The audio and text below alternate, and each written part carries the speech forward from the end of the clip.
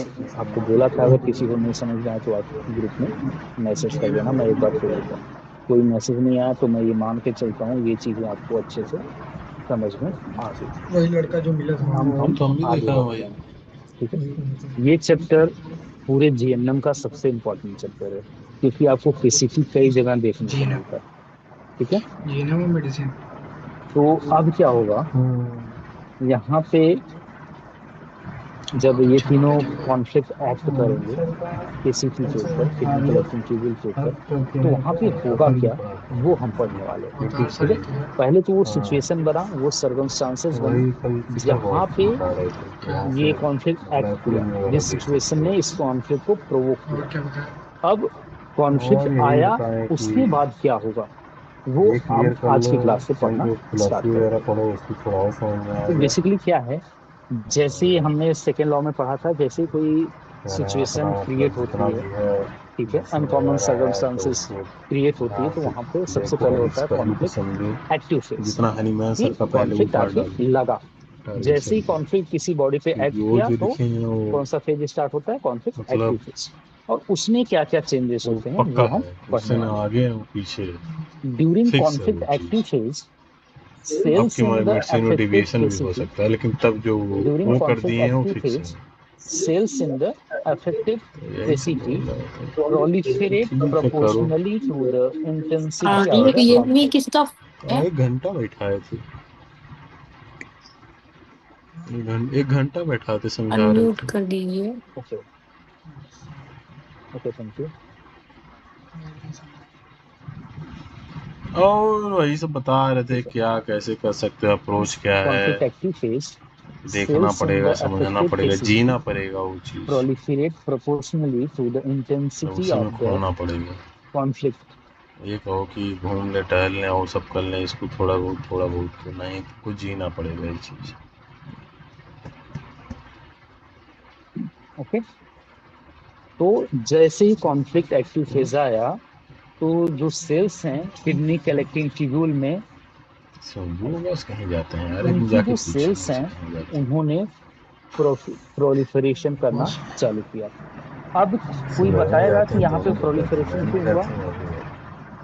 आज मिला तो था हमसे, क्या पता उनके जहाँ तुम जाते हो जिस अच्छा, गाड़ी से क्योंकि वो हमने करते हैं, बस उसी को लास्ट दोबारा घुमा सेकेंड देता हूँ।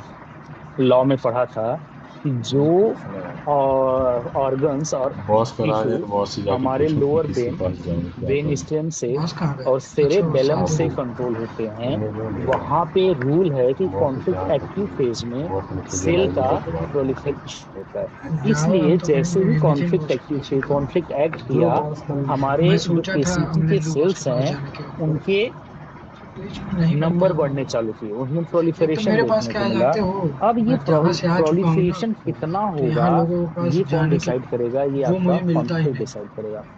कॉन्फ्लिक्ट जब के आप वो टाइम पे चीज़ हमने देख दो ले चीज और आपको फिर बताई थी, तो वो कॉन्फ्लिक्ट दो चीज़ नहीं चीजों आ से पाती। मिलकर बना होता है। एक होता है एक्सपेक्टेशंस हाई कॉन्फ्लिक्ट का रहती है। कंटेंट, यानी ये मेरे सिचुएशन और साथ हो रहता है। सर्कमस्टांसेस और उसकी फीलिंग। ठीक है, दूसरी होती है उसकी इंटेंसिटी, कॉन्फ्लिक्ट की इंटेंसिटी कितनी तेजी से आई। तो जितना ज्यादा इंटेंसिटी होगा हमारे बताओ कॉन्फ्लिक्ट का, बताओ यानी तो। जितना ज्यादा हमारा वही एनर्जी होती पेशेंट है, और सोचिए ये लोग पर्सन भी उस गए देख कॉन्फ्लिक्ट के को आए। फील हम करेगा, लोग गए थे खुद देख उतना के आए। ही मतलब ज्यादा जब हमें साहू उस सुल्तान के साथ गए पर्टिकुलर थे, टिश्यू और तो पार्ट में प्रोलिफरेशन देखने कभी को 20,000, मिलेगा। कभी 30,000, कभी 6,000। सर अब भी रेगुलर नहीं हर आते एक थे, चीज का मतलब पर्पस है। बताए थे 3-4 पूरे बार। यूनिवर्स में विदाउट पर्पस जिस एनर्जी कुछ से जाओगे एग्जिस्ट नहीं और करता है। जैसे ये लोग ठीक है, चले तो आए, पर्पस सर रुक बिहाइंड जा रहे। Sale increase. अब क्या बहुत पर्पस है फर्क इस सेल पड़ता है के भाई एनर्जी इंक्रीमेंट का। का। ठीक है, the purpose behind sale increase is ये लोग टू मेरा मजाक भी क्लोज उड़ाते द थे। जैसे मैं एक्सक्रीशन बोलता था सर का फिल्टर इन एनर्जी है, ऑर्डर तो टू ये कह के withhold मजाक उड़ाते थे। water so कभी वो तुम्हारी that the organism has a better chance to survive। क्या ये पर्पस क्यों क्या हुआ, होगा सब्जी नहीं पर्पस आया साउथ करा लो। क्या, सर क्या वो नहीं पर्पस बताओ, था, स्कूटी में रखे हो क्या? मुझे ताकि लगा जो खोल के उसका बैटरी उधर है। एक्सक्रीशन हाँ? हो रहा है, जो वो नहीं चाहिए, वाटर छोटा वाला चाहिए लैपटॉप वाला। एक्सक्रीट हो रहा है, हम का मिस्त्री उसको है ना, साहू के मिनिमाइज पास किया मिलेगा। जा सके, उसके घर पे है ना। ताकि घर डिफिकल्ट पे है सिचुएशन दिखाइए। में, ऐसी अरे तो वो सिचुएशन ऐसा में जहां खोले वाटर खाली की जान थोड़े ना। स्कैसिटी थी, उस यार कहीं तो सिचुएशन सब में है। उस मुझे लगा कल वाटर मैं को चला गया इसे, बॉडी ढक्के से चला यूज गया कर सके, और बाद इसलिए में उन्होंने मेरे पास अपने था। नंबर को इसके नाम आप बढ़ाया, लिखिए ना, तो मैं ताकि इसे जो बंद करके रख दिया फिल्ट्रेशन था। रेट है फिल्ट्रेशन चार्ज की लगा जो रहे हो, ऑन हो रहा है, एबिलिटी है उसको कम किया जा सके, उसको रोका जा तो सके। डिस्प्ले गया क्यों? होगा मे बी, क्योंकि कलेक्टिंग ट्यूब यहाँ पे दवाई कलेक्ट दिए हो रहा है। होगा, कोई ऐसे आप समझो ना, कोई बर्तन में तो आप अभी तो पानी ले रहे गारंटी हो, ठीक वारंटी है, होगा। कोई ग्लास में आप पानी ले रहे हो, अगर हम तो आपने 3 साल की ग्लास तो के वारंटी इनर होती में है कोटिंग कर दिया, अगर उसके खरीदा होगा। एक लेयर और कम कर दिया, तो मेरा भी कैपेसिटी तो जो 3 हो साल जाएगी वो वारंटी कम हो जाएगी। साथ ही लगता है ना वो। तो बेसिकली क्या हो रहा है, यहाँ पे नंबर ऑफ सेल्स बढ़ रहे हैं, कह रहा तो वो हूँ क्या कर रहे हैं, वो भगवान हमारे हमें फिल्ट्रेशन नहीं, को कम भगवान कर को रहे हैं, जल दो ताकि सुबह उठ के, हमें सूर्य देव को। ज्यादा वाटर को होल्ड फील करने किए में इस चीज को। हेल्प मिल सके, मजाक नहीं कर रहा हूँ। यार देखो, अभी हाथ टूटा, पैसा गया, पैसा नहीं है, लैपटॉप फेंक जिसकी देंगे वजह से आपको। ऑर्गेनिज्म के पास बेटर चांस आ जाए, आ पाए 40 नहीं, सर्वाइवल अगर के 20 लिए। लो तो बोलो, मैं दे दूंगा। बिकॉज विदाउट वाटर 20 से लेकर ऑल 30 में भेज दो बस। Metabolic processes stop functioning. ऐसा क्यों होता है? क्योंकि तुम्हारा अगर तो मंगा ये लिया। ऐसा नहीं करेंगे तो बॉडी के जो वाइटल मेटाबॉलिक प्रोसेसेस हैं वो फंक्शनिंग उनकी स्टॉप हो जाएगी। अब in GNM it is a KCT constellation. Constellation क्या होता है? कॉन्स्टिलेशन होता है जब एक से ज्यादा अब कितने का इस कॉन्फ्लिक्ट समय? एक ही बॉडी पे एक ही टाइम अभी तो एक्ट कर जाते हैं, तो इसमें वो एक रडार पूरा वडार है? कॉन्स्टिलेशन, जैसे सिंड्रोम हम पढ़ते हैं, कुछ वैसा ही है कॉन्स्टिलेशन। कॉन्स्टिलेशन जब एक 8 GB कॉन्फ्लिक्ट के है। साथ एक से ज्यादा कॉन्फ्लिक्ट एक ही टाइम पे एक ही पर्सन में ऑन होते हैं या ट्रिगर होते हैं। जैसे हम अभी पीछे चैप्टर पढ़ रहे थे कि हमने देखा ब्रेन में कोई भी ब्रेन के चैप्टर था, एक पर्टिकुलर कॉन्फ्लिक्ट था, और जब एक केसीटी ऑन होता है, एग्जिस्टेंस हम तो यहाँ रूम का को खोज के कुछ जब और गए सवाल थे, उठता है, जब वहां जाने के बाद एग्जिस्टेंस पे कुछ बात और। आती है, तो कैसे कौन सा हो है? जाता है, यही तो है, ये उसको एचपी है कॉन्स्टिलेशन ना। मिल जाता है मिल के बनता है। अच्छा। हालांकि ये आगे आएगा कि हम मन बना गए केसीटी थे कि टच कॉन्स्टिलेशन क्या स्क्रीन होगा, लेंगे, उसमें हम फोल्डेबल इसको लेंगे, सब बहुत कुछ बेहतरीन घर पे तरीके भी से बता पढ़ने वाले दिए हैं थे। कि कॉन्स्टिलेशन क्या है। महंगा पड़ता अभी तो आप इतना महंगा, कॉन्स्टिलेशन होता क्या है? फिर ये फीचर कॉन्स्टिलेशन जम गया तो बेसिकली हम ये उठा लिए। जहां पे एक से ज्यादा प्रभात कॉन्फ्लिक्ट में एक अंतर क्या है? प्रभात का अलग है, मेरा अलग है। लेकिन वो भी फैट होता है कोई। प्रभात का अलग है। वन ईयर का वारंटी दिया है। जैसे हॉटस्पॉट चालू करो यार, ये तो वाईफाई साला स्टेबल है नहीं। मेंटल, ठीक है, स्टेट ऑफ जो डिसोरिएंटेशन यूट्यूब पे एंड देखे हैं वो बताया है कंफ्यूजन कैसे करो, हो सकता है खुल जाए। as seen in चेक करना है, Alzheimer's यूट्यूब पे चेक करो। disease यूट्यूब में due बताया ना, to उसको खोल के बैठ के वो करना abandonment and पड़ेगा। existence अपना conflict। फोन निकाल के दोबारा से उसको करना अब पड़ेगा, क्या और है फिर शायद अल्जाइमर नहीं डिजीज? रहेगा तो क्या अल्जाइमर होने जब पाएगा कि हमारे अभी फोन होते हैं करेगा दूंगा। तो ये कॉन्स्टिलेट इस समय खराब चल रहा है, कुछ नहीं करूँगा बात चल। हाई कहिया कटेगा। बहुत गंदा समय है हमारा, जो है। मिल रहा है मुझे सब कह उसके रहे हैं कि नया साथ ही बोतल वाले। साथ हाई कहिया कटेगा। अबेंडमेंट एंड पच्चीस से बताऊंगा, एग्जिस्टेंस इससे पहले कॉन्फ्लिक्ट जुड़ बताऊंगा, ये जाता मेहनत है, करेगा। और वहां पे केसीटी मुझे तो कॉन्स्टिलेशन शौक बन वहाँ जाता दिखा है। दो। वहां अरे पे एक साथ बाप रे, दो तीस से या हाथ दिखाने दो का तो से हो गया, ज्यादा मतलब यही कॉन्फ्लिक्ट सब एक्ट दिखा है तो करने देखने लगते वाले हैं। हैं, और एक सिंड्रोम की तरह दिक्कत ही तो यही पूरा है। क्या कॉन्स्टिलेशन दिक्कत बनता है। है तो यार? ये हम आगे ऊपर मोबाइल तो बैठ के ऐसे फिर करो पढ़ने तो हम भी वाले नहीं हैं, ना अभी कर लें आप मोबाइल इसको में। बस इतना अरे वो समझिए तो कि मैं पढ़ाई कुछ होती है, बता ऐसे रहा थोड़ी हूँ। होता है कोई नोट करके बैठ तुम के। उससे अब ज्यादा क्या है, बताओगे, मैं 1000 अब बताऊंगा। एक भाई एक तुम भी हजार कॉन्फ्लिक्ट मोबाइल में लाओ, एक्टिव डाउन फेज बताओ, तुमने में डेट ऑफ बर्थ सेल तो बताओ, बढ़ क्या गई। डाला हुआ है। मैं अब बता रहा हूँ, बॉडी देखो। हाँ में खोलो कुछ यार, चीजें स्टोर। पड़ी 15 है, अगस्त तो वो 1995 कुछ ना कुछ बताओ। Sign and store printer symptom द्वारा। तो देगी। जाओ देख के तो बता वो देना, साइन एंड पूरा रात भर सिम्टम आज क्या है? स्टडी कर वो रात है भर देखा। कॉन्फ्लिक्ट एक्टिव फेज के साइन सिम्टम। ये आप किसी भी कीमत पे भूल नहीं सकते अगला हो बंदा पूरे 5 साल किडनी टाइम में। दिया है उस ठीक पे है, तो। याद इसमें रहने का क्या कॉपी पेन कॉन्फ्लिक्ट करना। एक्टिव तो फेज जब के बैठे सिम्टम बोल रहे है? हैं, हमें क्या बात पहला चाहिए। सिम्टम है जब वाटर हमारे ऊपर तो रिटेंशन, पक्के दिखा। हमारे पास नहीं। Elevated uric acid, elevated urea and creatinine level, decrease urine output. Water retention होगा तो यूरिन का आउटपुट कम होगा ही होगा। तो इसमें रेडियो क्या बंद क्या आ करो, गया? भोसड़ी मच्छर वाटर है, का अपने चला रिटेंशन जाओ होगा। बंद करो। क्यों? क्योंकि उन्हें सेल जो एक्स्ट्रा बहुत सेल आई, चला हुआ थोड़ा सा। उन्होंने वाटर को विदहोल्ड किया। ठीक है, उन्होंने वाटर के एक्सक्रीशन को कम किया। अब वाटर कम जा रहा है तो एक्सक्रीशन भी कम हो रहा है, तो यूरिक एसिड बढ़ने लगा। ठीक है, इससे टीथ पाउडर का एलिमिनेशन नहीं हो रहा है, हाँ जिसकी ये वजह से रखो, वो दरवाजा बंद कर देना। स्टोर होने लगे और उनका कंसंट्रेशन बढ़ने लगा। उसी तरह यूरिया क्रिएटिनिन लेवल भी बढ़ने लगे। अब वाटर रिटेंशन हो रहा है, एक्सक्रीशन नहीं हो रहा है, जिसकी वजह से जो यूरिन का फॉर्मेशन है वो भी कम हो गया। तो बेसिकली हमें कॉन्फ्लिक्ट एक्टिव फेज में ये चार मोटे मोटे सिम्टम देखने को मिलते हैं: water retention, urea, uric acid and creatinine level का इंक्रीज होना, और यूरिन के आउटपुट में डिक्रीमेंट देखने को मिलती है। अब फिर again degree of water retention, कितना वाटर किडनी रिटेन करेगी, विद होल्ड करेगी, ये डायरेक्टली प्रोपोर्शनल होता है हमारे कॉन्फ्लिक्ट के इंटेंसिटी से। जितना तेज चोट लगेगी रिएक्शन भी उतना ही तेज आएगा, जितना तेज थप्पड़ लगेगा गाल उतनी ही जल्दी लाल होंगे। उसी तरह से जितनी तेज इंटेंसिटी आएगी किसी भी कॉन्फ्लिक्ट का आपके बॉडी में, उसके अकॉर्डिंग उससे कॉन्फ्लिक्ट एक्टिव फेज में उसमें चेंजेस भी उसी के प्रोपोर्शन में देखने को मिलेगा। अब कुछ साइन होते हैं, जब वाटर रिटेंशन होने लगा, वाटर इकट्ठा होने लगा, एक्यूमुलेट होने लगा, तो बॉडी ने कुछ साइन एंड सिम्टम देना चालू किया। वो साइन एंड सिम्टम क्या है? पहली चीज आपको देखने को मिलेगी जो सबसे पहले, वो है बैगी स्वेलिंग अराउंड आई, यानी बैगी आई। इसमें क्या है, आंखों के नीचे, आंखों के आसपास आपको स्वेलिंग देखने को मिलेगी।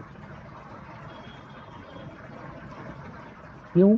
क्योंकि यहाँ पे लूज टिश्यूज होते हैं, उसमें इंटरस्टिशियल स्पेस अच्छा होता है, और वो वाटर को, जो एक्सेस वाटर हुआ, एब्जॉर्ब करना चालू करिए, स्टोर करना चालू करिए, जिसकी वजह से वहाँ स्वेलिंग देखने को मिलती है। फिर और हुआ तो हैंड्स भी स्वेल कर गए, फीट भी स्वेल कर गए, जहाँ पे आप पिडल एडिमा वगैरह देखते हो, ठीक है।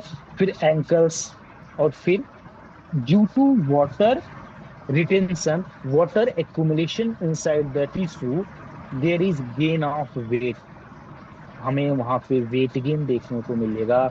बट ये वेट गेन क्यों हुआ? क्योंकि वाटर का एक्यूमुलेशन हुआ। 1 litre of retain water equal to 1 kilo weight. रफली देखा जाए तो 1 लीटर अगर बॉडी ने वाटर को रिटेन किया अपने टिश्यूज में, तो बॉडी ने अपना 1 kg वेट भी बढ़ा लिया। With persistent conflict a person can gain weight 100 kg और मोर in spite of regular exercise, normal diet and even fasting। यानी एक्सरसाइज, डाइट एंड फास्टिंग ये भी करने के बावजूद भी आपका वेट बढ़ेगा। क्यों? क्योंकि वाटर का रिटेंशन हो रहा है, वाटर का जो वेट हो वो बॉडी में आ रहा है, जो रफली होता है 1 लीटर टू 1 kg। ठीक है, आई थिंक ये चीजें समझ में आई होंगी, ये तो कॉमन चीजें ही चल रही हैं अभी तक। During conflict active phase it is recommended to reduce the fluid intake. ये चीज आपने ध्यान देने की चीज है कि जब सीए फेज चल रहा हो, जब बॉडी ऑलरेडी वाटर को रिटेन कर रही हो, तो वहां पे आपका फ्लूइड इनटेक कम कर देना चाहिए। आपके पेशेंट में आपको फ्लूइड इनटेक भी देखना है। उन्हें फ्लूइड इनटेक कब कम करना है? जब बॉडी एक्टिव फेज में है, जब यूरिन का आउटपुट प्रॉपर नहीं आ रहा है, तो आपको उनके फ्लूइड इनटेक को रिड्यूस करना है। Unless there is a sufficient daily urine output, जब तक कि सफिशिएंट यूरिन आउटपुट ना आ जाए, आपको उनके फ्लूइड को बहुत अच्छे से मॉनिटर करना है और उसे रेगुलेट करना है। ठीक है। The next, urea and creatinine are the waste product of the protein metabolism and are normally excreted। Normal way पे, नॉर्मल फिजियोलॉजी में ये यूरिया और क्रिएटिनिन जो कि प्रोटीन के मेटाबॉलिज्म के बाद बचा हुआ वेस्ट प्रोडक्ट है, उसको एक्सक्रीट कर दिया जाता था। But due to critical event the organism recycle the retained substance into protein to provide the organism with nutrition।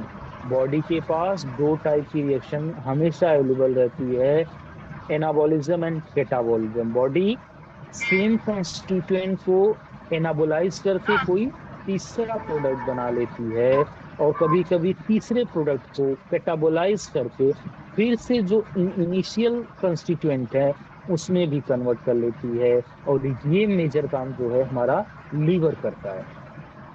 ठीक है, तो वही चीज बता रहे हैं जब क्रिटिकल इवेंट आया, जब एग्जिस्टेंस पे बात आई, एबंडमेंट पे बात आई, रिफ्यूजी पे बात आई, तो वहां पे बॉडी ने जो अपना एक्सक्रीटरी सब्सटेंस था उसको भी स्टोर करना चालू किया और उसको फिर से रिसाइकल कर लिया। ठीक है, उसको फिर से यूज में ले लिया। जब किसी भी चीज की स्कार्सिटी होती है, कोई भी चीज कम होता है, तो आप उसका मैक्सिमम यूज करते हैं। वैसे इंडियन कल्चर हम किसी भी चीज का जब तक उसका यूज है तब तक उसका यूज लेते हैं। तो सेम उसी तरह बॉडी का भी है कि क्राइसिस आई तो उन्होंने अपने एक्सक्रीटरी प्रोडक्ट का भी यूजेबल पार्ट को यूज करना स्टार्ट कर दिया।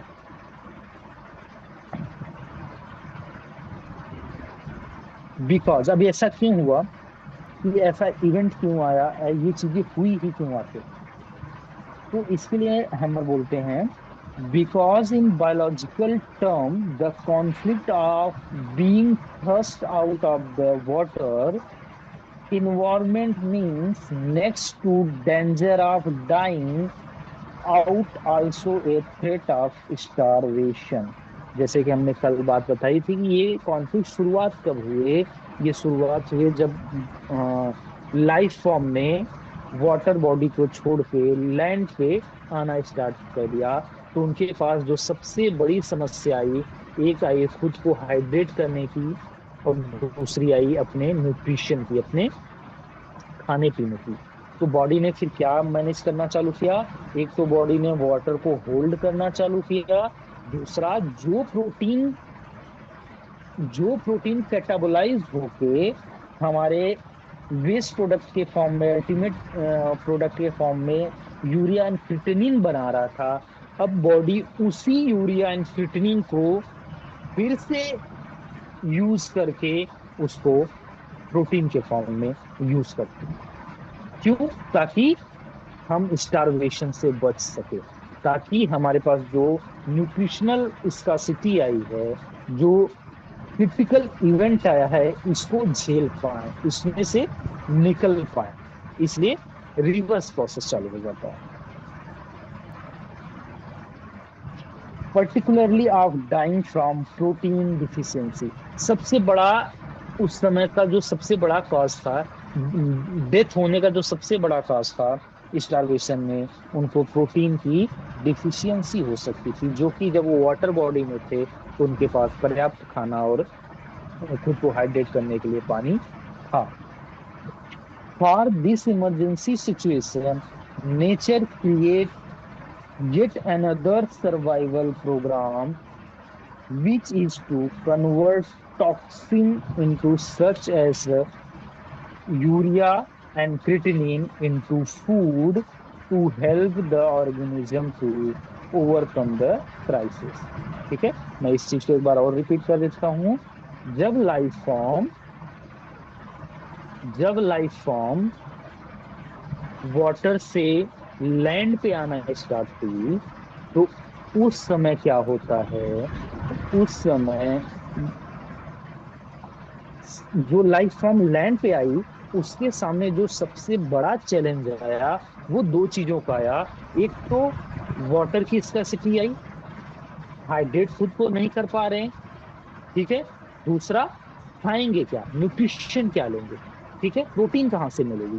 तो इसके लिए बॉडी ने खुद ने एक सिस्टम चालू किया, वो अपने टॉक्सिन को रीयूज कर लिया एज अ फूड मटेरियल और अपने यूरिन के आउटपुट को रेगुलेट करके अपने वाटर को बचा लिया, खुद को डिहाइड्रेट होने से बचा लिया। ठीक है, बेसिकली यही चीज है इसमें।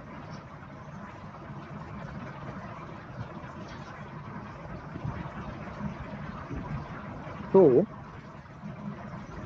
elevated urea and creatinine level are therefore not disease। ठीक है, ये चीज अकॉर्डिंग टू हैमर है। ठीक है, so elevated urea and creatinine level are therefore not disease but storage for better survival for longer period of time। तो अगर body urea and creatinine को एक्यूमुलेट कर रही है तो आपको देखना है आपके पेशेंट में कहाँ से क्रिटिकल सिचुएशन आई जिसके लिए वो सब कॉन्शियसली प्लानिंग कर रहा है, स्टोरेज बढ़ा रहा है। जैसे अभी जस्ट जैसे वॉर का माहौल था, तो जो बॉर्डर एरिया के लोग हैं वो सबसे पहले क्या स्टोरेज बढ़ाना चालू करते हैं ताकि कोई भी क्रिटिकल सिचुएशन आए उसको झेल सके। तो बॉडी भी सेम चीज कर रही है, सब कॉन्शियसली बॉडी भी सेम चीज कर रही है। आप पेशेंट से ऐसे डायरेक्ट पूछोगे तो बोलेगा ऐसा तो कुछ नहीं है मेरे लाइफ में, और ऐसा किडनी के पेशेंट बोलते हैं, बहुत टाइम हमें देखने को मिला है केसेस में। बट जब आप उनकी लाइफ हिस्ट्री में देखोगे तो उनके सामने कुछ बहुत ही क्रिटिकल सिचुएशन चल रही होंगी जिसके लिए बॉडी खुद को सबकॉन्शियसली रेडी कर रही होती है। तो कहने का ये मतलब है आप यूरिया एंड क्रिएटिनिन के लेवल पे तो फोकस रखिए, बट ज्यादा फोकस आप उस सिचुएशन पे कीजिए जिसकी वजह से यूरिया एंड क्रिएटिनिन एक्यूमुलेट हो रहा है। आप उस रीजन, उस कॉज को अगर एलिमिनेट कर सके तो ये एक्यूमुलेशन तो अपने आप खत्म हो। जैसे अभी युद्ध विराम आ गया तो लोग एक्यूमुलेट करना छोड़ दिए। क्यों? क्योंकि थ्रेट चला गया। क्यों? क्योंकि क्रिटिकल सिचुएशन चली गई। तो हमें उस प्रोसेस में, जिस प्रोसेस ने इस क्रिएटिनिन और यूरिया को स्टोरेज कराया, एक्यूमुलेट कराया, उस प्रोसेस को बंद करना है अपने पेशेंट में। और वो प्रोसेस क्या है? उसकी लाइफ हिस्ट्री, लाइफ सिचुएशन। ठीक है, तो वहां से उसकी फीलिंग को अगर हम रिमूव कर सकें, उसकी फीलिंग को कम कर सकें, तो ये यूरिया एंड क्रिएटिनिन धीरे धीरे बॉडी खुद ही एक्यूमुलेट करना बंद कर देगी। Due to retention of water, urine is concentrated and become dark yellow. ठीक है, तो ये कॉमन कैरेक्टर है। जब भी वाटर का रिटेंशन ज्यादा होगा तो उसमें टॉक्सिन भी, पहले जो 1 लीटर यूरिन में जो टॉक्सिन जाते थे अब वो आधे लीटर या 250 ग्राम में ही जाने लगेगा। तो वो अभी भी बॉडी अपने एक्सक्रीटरी प्रोडक्ट को एक्सक्रीट कर रही है, बट उसे कंसंट्रेटेड फॉर्म में एक्सक्रीट करना चालू कर दिया। जैसे कि हम जब फर्स्ट डे में पढ़ रहे थे कि स्टार्टिंग में जो लाइफ फॉर्म थी उनका एक्सक्रीटरी सब्सटेंस था ammonia, but ammonia is highly poisonous. Also, ammonia required large amount of water for excretion.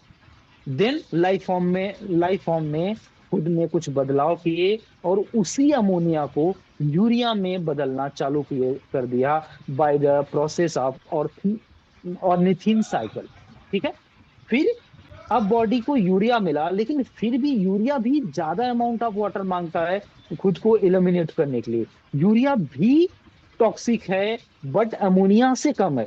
तो कुछ और एडवांस लाइफ फॉर्म ने, जैसे बर्ड्स और रेप्टिलियंस ने इसी यूरिया को यूरिक एसिड में कन्वर्ट कर दिया। आप देखोगे वो अपना जो एक्सक्रीटरी सब्सटेंस है वो पेस्ट के फॉर्म में एक्सक्रीट करते हैं और वो होता है उनका यूरिक एसिड।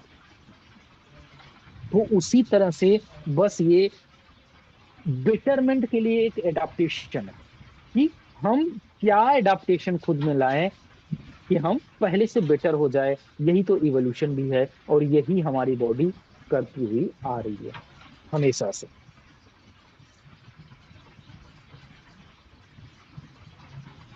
आगे, since water is also absorb from intestine.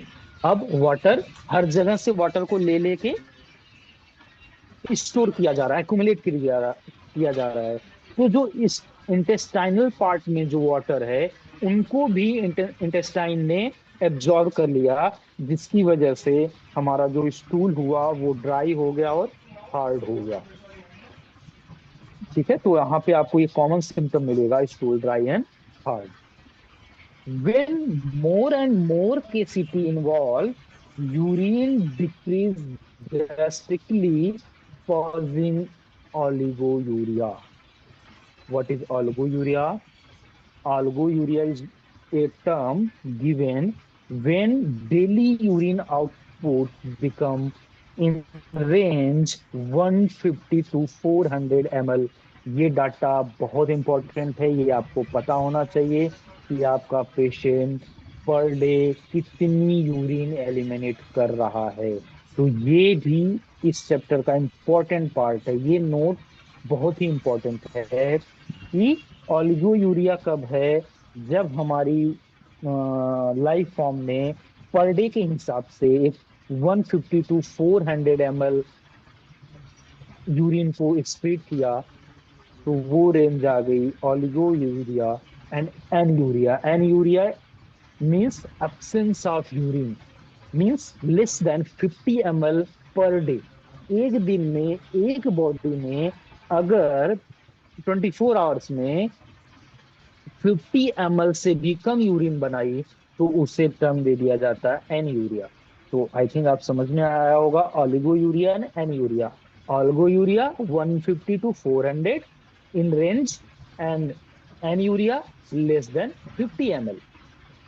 एक बार फिर मैं रिपीट कर रहा हूँ, 150 to 400 in range and less than 50 is anuria। ठीक है, ओलिगोयूरिया एंड एनयूरिया। तो ये चीज आपको समझ में आई होगी। तो अगर हम इसको और प्रिसाइज कर लें तो हमें देखना होता है कि जो नॉर्मल रेंज है 1.5 to 2 ml per minute approx urine का सिक्रीशन होना चाहिए, एक्सक्रीशन होना चाहिए, यूरिन का फॉर्मेशन होना चाहिए 1.5 टू 2 ml पर डे। अगर इससे कम हो रहा है, इवन आप कोई भी मेडिसिन ले रहे हो, अगर कोई भी एक्सक्रीशन कम हो रहा है तो वहां पे आपको ध्यान देने की जरूरत है।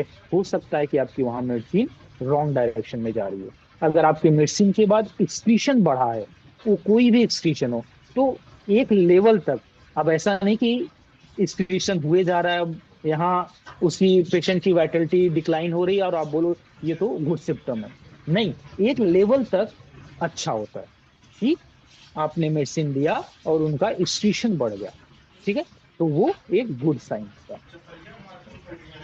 फिर यहाँ पे एक नोट आता है हैमर का, according to doctor hammer, according to Dr. Hammer, with the daily urine elimination of 150 to 200 ml, which is oligouria or almost anuria, the organism still eliminate uric substance in sufficient amount।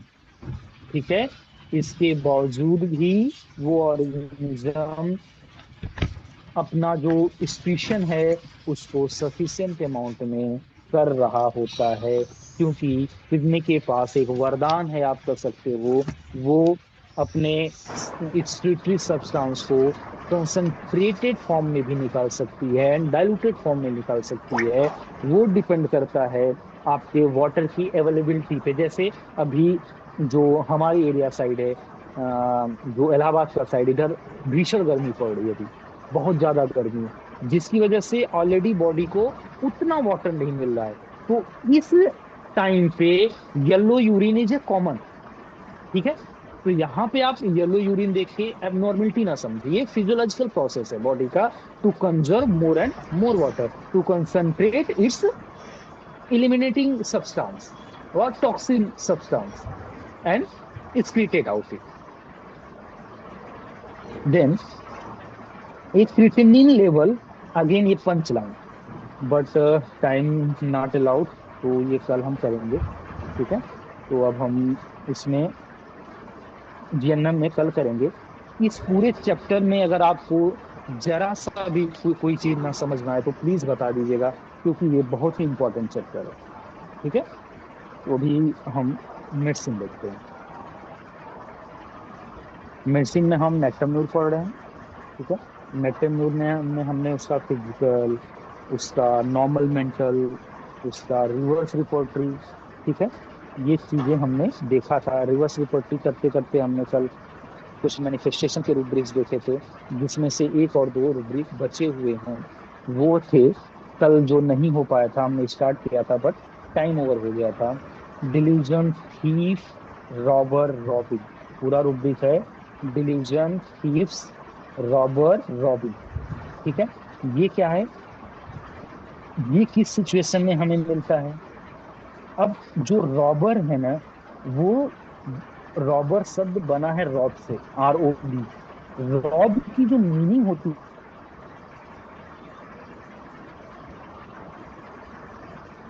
है वो होता है to illegally by using, threatening और violence. ध्यान दीजिएगा, to take property illegally by using, threatening और violence, threatening और violence. ठीक है। दूसरी मीनिंग है टू स्टील समथिंग। ठीक है। अब क्या है, जो रॉबर की मीनिंग है, जहां हम रॉबर उठाते हैं, थीफ रॉबर लेते हैं, ऐसी सिचुएशन जहां पे किसी की प्रॉपर्टी इन लिटरल टर्म, ठीक है, जहां पे किसी की प्रॉपर्टी इन लिटरल टर्म पे किसी भी पर्सन के द्वारा इलीगली और उसे थ्रेड करके उसको वायलेंस दिखा के ले ली गई हो, वो हो जाता है रॉबर की सिचुएशन। ठीक है, ये लिटरल मीनिंग है। यहाँ पे आप फिगरेटिव मीनिंग में जाओगे तो यहाँ पे जो प्रॉपर्टी है ये कुछ भी हो सकता है। किसी की प्रॉपर्टी किसी का सम्मान हो सकता है, किसी की प्रॉपर्टी किसी का सम्मान, किसी का इमेज, और किसी का हम बोल सकते हैं, और क्या, देखो, किसी का सम्मान, किसी का इमेज, ये फिगरेटिव वे में, ये भी उसकी प्रॉपर्टी है। या किसी का जो जिस क्वालिटी से वो जाना जा रहा हो, ठीक है, वो भी उसकी प्रॉपर्टी से कम नहीं है। इसका भी चला जाना, या इसकी वो सिचुएशन जहां ये भी चला जा रहा है और जो पर्सन इसको छीन रहा है वो भी एज अ रॉबर हो कैलकुलेट किया जाएगा। ठीक है। बट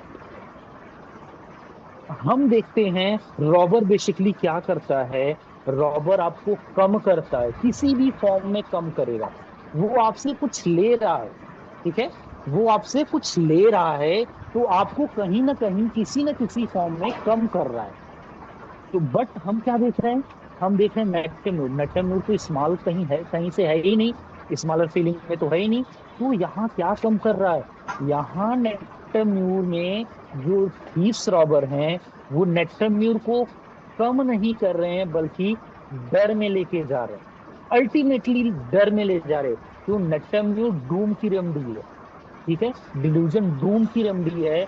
तो यहाँ पे जो थीव्स रॉबर हैं ये इसको डर में लेके जा रहे हैं मोरिवर। ठीक है, यानी अब अगर देखें इनडायरेक्टली कम करके डर, यहाँ पे जो पर्सन है वो डर में जा रहा है। ठीक है, क्यों? क्योंकि इसमें थ्रेटनिंग है, इसमें वायलेंस है। आई थिंक ये समझ में आया होगा कि थीव्स रॉबर अकॉर्डिंग नेटम्यूर में कैसा, हर रेमडी का जैसे जैसे कोर होगा वो सर्कमस्टांसेस भी वैसे वैसे चेंज हो जाएंगे। अब जैसे हमने बोला ना, किसी का मान सम्मान, ये भी तो उसकी प्रॉपर्टी है। तो किसी का अगर मान सम्मान कर दी तो आप मर्डर कर लो। अब जिस रेमडी का कोर मर्डर है तो उसके लिए यही रॉबर उसको मर्डर फीलिंग में लेके जाएगा, यही रॉबर उसको डरा रहा है और यही रॉबर जो स्मॉलर फीलिंग में होगा उसको कम करेगा। In the sense of property, money, respect, वो कुछ भी हो सकता है। तो ये बहुत बड़ा टर्म है, किसी भी रूब्रिक को समझने का कई सारी मीनिंग है। किसी, अब जैसे सर एग्जांपल खुद देते हैं, लाइट के कई सारे मीनिंग है। Light according to way, according to जो हम लाइट देखते हैं, ठीक है, तो कई सारी मीनिंग है। तो आपके केस में क्या मिल रहा है वो मैटर करेगा, और उस सिचुएशन का पीछे जो आपके केस के थ्रेड है उनसे लिंक अप हो रहा है कि नहीं हो रहा है, ये इम्पोर्टेंट है। यहाँ पे आपको फोकस करना है। ठीक है। दूसरा थीव्स की मीनिंग जो है वो है to take something by theft और कमिट थीफ, यानी चोरी करना या चोरी से कुछ ले लेना किसी का। अब वो क्या ले रहा है ये आपका केस बताएगा कि आपके पर्टिकुलर केस में जो थीव्स मैनिफेस्टेशन में जो थीव्स है वो आपके पेशेंट का क्या ले रहे हैं, ये आपका पर्टिकुलर केस बताएगा। मनी ले रहे हैं, लैंड ले रहे हैं, उसकी प्रॉपर्टी ले रहे हैं, या उसका मान सम्मान ले रहे हैं, नेम फेम ले रहे हैं, ठीक है, ऑनर ले रहे हैं, क्या ले रहे हैं, ये आपका केस बताएगा। एक और मीनिंग होती है टू एंगेज इन और कमिट रॉबरी। फेंका ही ठीक जाएगा है, तो बेटर तो ले जाओ। बेसिकली ये शीप्स रॉबरी लोगों को पराठा रखा है, चावल नहीं रखा है। तो इसी के साथ जो मैनिफेस्टेशन के मोटे मोटे रूब्रिक हैं, यहाँ पे हम ऐसे पढ़ेंगे तो बहुत सारे रूब्रिक हैं, बट बहुत सारे ऐसे रूब्रिक हैं जो सर के यहाँ बिल्कुल यूज नहीं होते। तो उन रूब्रिक का यूज करने का उतना जो आप बोल सकते हो एक्सपीरियंस है या हमने जो देखा है वो हमने भी नहीं देखा है, तो हमने बहुत से रूब्रिक आपके साथ जो भी सबसाइड भी किया है। जो काम के रूब्रिक हैं उनको हमने यहाँ पे रखा है, ठीक है। जो काम के जरूरी है, ऐसा भी नहीं है जो जरूरी है उसको भी मैंने एलिमिनेट किया है, उसको भी हटा दिया है, बट जो काम के हैं वो सारे रूब्रिक आपको मिल जाएंगे। तो मैनिफेस्टेशन में मोटा मोटा हमारे पास ये सारे रूब्रिक मिलते हैं। अब आती है हमारी जनरल सेंसिटिविटी। जनरल सेंसिटिविटी क्या है? अब हम डिल्यूजन की दुनिया से नॉर्मल दुनिया में आ जाते हैं। अभी तक जो चीजें थी सब डिल्यूजन थी, ठीक है, जो मोर डीपर डिल्यूजन डीपर है, जो है नहीं वो दिख रहा है। तो हम जनरल सेंसिटिविटी आई थिंक कल ही स्टार्ट करें, क्योंकि अभी टाइम जस्ट ओवर होने वाला है, ठीक है। तो अभी हम जो इसके जनरल सेंसिटिविटी के रूब्रिक हैं वो कल से स्टार्ट करेंगे। अभी जनरल सेंसिटिविटी में से काफी रूब्रिक हैं, फिर डिफेंडिंग, डिफेंडेड स्टेज है, क्लियर्स है, नेक्टर में ड्रीम्स बहुत अच्छे अच्छे हैं, ठीक है। तो हम ड्रीम्स करेंगे, जैसे ड्रीम डिस्गस्टिंग। हालांकि नेक्टर म्यूट कहीं भी अगली डिस्गस्ट में नहीं देखने को मिली है, अगली में नहीं मिली है, डिस्गस्ट में मिली है, ठीक है, अगली में नहीं मिली है, बट ड्रीम डिस्गस्टिंग में मिली है। तो हम इसके ड्रीम पढ़ेंगे, ड्रीम मॉडर्न में भी पढ़ेंगे, तो वो ड्रीम कुछ